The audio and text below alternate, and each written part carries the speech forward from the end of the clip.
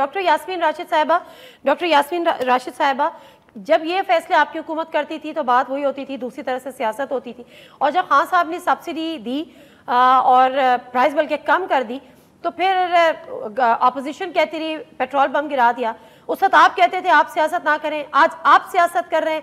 आप तो बखूबी जानते होंगे कि कितनी नागुज़ीर थी कीमतें बढ़ना, और जिस तरह से शबर जैदी साहब फरमाएं तो हुकूमत का फैसला ही नहीं है, ये तो रियासत का फैसला है जो कि नागुज़ीर था, उसके बगैर मुल्क चल नहीं सकता था।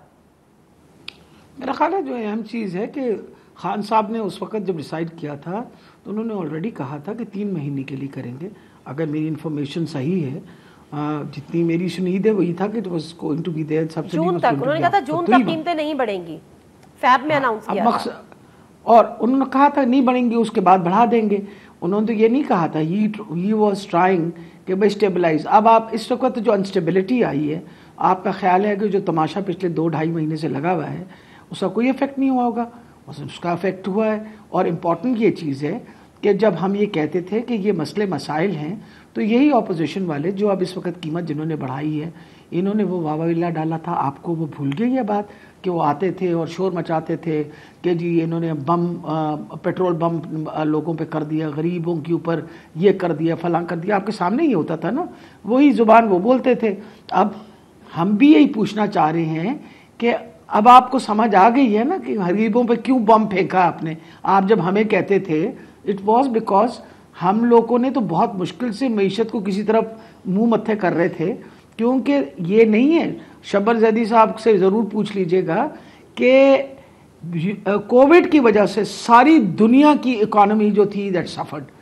पाकिस्तान कोई अलहदा मुल्क नहीं था कि उसकी इकॉनमी ना सफ़र करे। बहुत बड़े बड़े मुल्क जिनकी बहुत स्ट्रॉन्ग इकोनॉमीज थी, उन्होंने भी घुटने टेके हुए थे against in front of COVID. China had a problem, आज भी चाइना ये बात कर रहा है। Aftermath of COVID is there, and हम लोगों को भी इस चीज़ का एहसास होना चाहिए कि बड़ी मुश्किलों से हमने कोविड गुजारा, और अल्हम्दुलिल्लाह उस कोविड के दौरानिया because of some sensible steps that were taken, और हमने अपनी मईशत को चलने दिया। लोगों की तो मईशत रुक चुकी थी। And we still had a growth rate of 6. अब मैं सिर्फ एक बात में मुकम्मल करना चाह रही हूँ। प्लीज मैं बता, देखिए इम्पोर्टेंट ये चीज़ है, हम हर चीज़ की रिस्पॉन्सिबिलिटी लेते हैं। अगर हम हुकूमत में होते, जिस तरीके से इन्होंने तमाशा बनाया और जिस तरीके से लोटे इकट्ठे किए और जिस तरीके से एक्सटर्नल सारी ये आपको पता है फोर्सेस वर यूज्ड, और ये आपके सामने सारी चीज़ें, कोई किसी से ढकी छुपी नहीं। अभी आप पंजाब में देख लें, मैं तो पंजाब में बैठी हुई हूँ ना, आप पंजाब में देखें, हुकूमत है पंजाब में, एक बंदा बैठा हुआ है जिसका नाम है हमजा शरीफ। डॉक्टर साहब मैं इस पे आती हूँ। डॉक्टर साहब मुझे आप इस हवाले से बता दीजिएगा कि रिलीफ देना आवाम को आसान नहीं है। बीइंग ऑपोजिशन, अब आप लोग पार्लियामेंट में भी नहीं है कि आप आवाम के लिए आवाज़ उठा पाएं। ऑपोजिशन की ये जिम्मेदारी होती है कि आवाम की आवाज़ उठाए। किस फोरम पे आप आवाज़ उठाएंगे आवाम के लिए और कैसे? देखिए सबसे अहम चीज़ ये है कि जब इन्होंने हुकूमत हमें दी थी, तो मैं क्योंकि पंजाब हुकूमत में थी, तो मुझे अभी तक याद है कि 125 अरब के तो ये डिसऑनर्ड चेक छोड़ के गए हुए थे हमारे पास। 125 अरब के, 35 अरब के तो 32 अरब के तो सिर्फ मेरे डिपार्टमेंट के डिसऑनर्ड चेक, स्टेट के चेक डिसऑनर हुए हुए थे। क्योंकि ये जो कहते हैं ना बड़ी अच्छी मईशत छोड़ के गए थे, तो मैं कम से कम वो बता दूं कि जो कर्जे आप छोड़ गए थे, हमने पहले साल डेवलपमेंट के, हाँ जी, एक आना हमारे लिए मसला बन गया। मेरा ख्याल है, मुझे बात करने दीजिए, मैं दरमियान में किसी के बोलती नहीं, तो आप भी सब्र से सुन लें। इम्पॉर्टेंट ये चीज़ है कि हमने पहले साल डेवलपमेंट के लिए पूरी मेरे हेल्थ डिपार्टमेंट की डेवलपमेंट के टोटल प्रोजेक्ट्स में हमें 8 अरब रुपए मिले, और क्योंकि हमने ये सारे कर्जे उतारने थे। इस वक्त जो हालात बने हैं उनके सामने इनको पता है कि सिचुएशन पूरी दुनिया के अंदर इस वक्त इन्फ्लेशन हुई हुई। अब इनको हमने तो we wanted to always subsidise, और सब्सिडाइज के लिए ख़ास तौर पे जो पीपल लिविंग अंडर पॉवर्टी, तभी एहसास कार्ड भी शुरू किया गया, तभी भी आपको सेहत कार्ड, हमने सेहत कार्ड शुरू किया। आप यकीन जानिए कितनी बड़ी रिलीफ है किसी बंदे को से कि उसके पास 10 लाख का बैकअप है, खुदा न खास्ता वो बीमार हो जाए। और اس وقت تک آج کے دن تک میرے پاس نئے اسٹیٹس ہے 14 لاکھ لوگوں نے استعمال کیے. یہ ان لوگوں کے لیے ہمیشہ سبسڈیز ہوتی, people who can not afford it, اور یہ سبسڈیز دی جا رہی تھی. اب امپورٹنٹ یہ چیز ہے, یہ they are the ones who now have to make a policy. ان کو پتہ چل رہا ہے کہ یہ کہتے تھے نا ہمیں حکومت نہیں چلانے آتی, ہمیں گورننس نہیں آتی, ہم نے تو بڑے مشکل وقت سے حکومت کو بہت اچھی طریقے سے نکال کے لے کے آئے.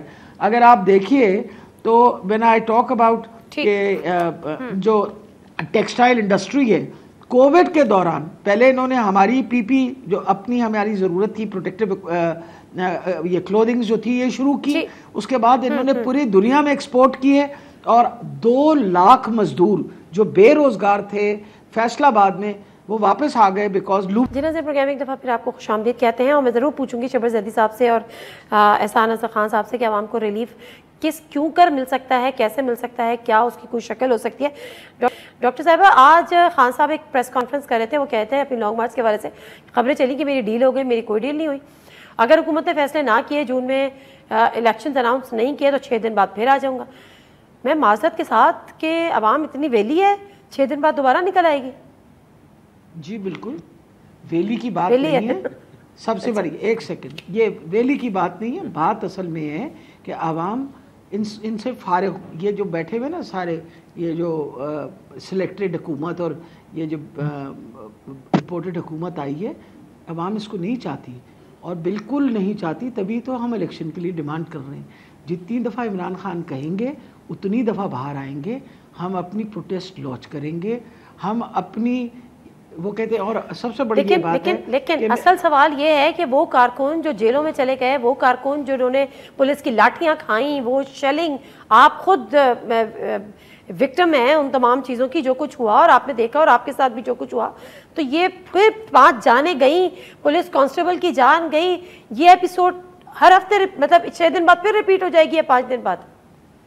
دیکھیں, میں امید رکھتی ہوں کہ سپریم کورٹ نے یہ سب کچھ دیکھنے کے بعد انشور کریں گے کہ ہم اگر ایک پرامن اپنا احتجاج کرنا چاہتے ہیں تو ہمیں اس پرامن احتجاج کے درمیان کسی قسم کی رکاوٹیں نہیں ڈالنی چاہیے.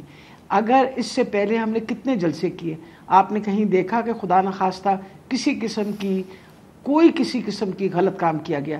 انہوں نے خاص طور پہ یہ سچویشن خود کریٹ کی, انہوں نے obstructions ڈالی. آپ بتائیے, یہ اس طرح لگ رہا تھا کہ کل ہم سری نگر میں, دیکھیں نا, کل لگ رہا تھا کہ سری نگر کے اندر ہم کھڑے ہیں اور انڈین آرمی ہم پہ یہ کر رہی ہے. شیلنگ جتنی انہوں نے کی ہے, اس کی ٹیئر گیس کی, آپ امیجن نہیں کر سکتی. اب آپ مجھے بتائیے میں نے کیا کام کیا تھا. I try to go near the police just to talk to them کہ بند کرو. میں گاڑی خود چلا رہی تھی, ڈنڈے مار مار کے انہوں نے میری گاڑی توڑ دی.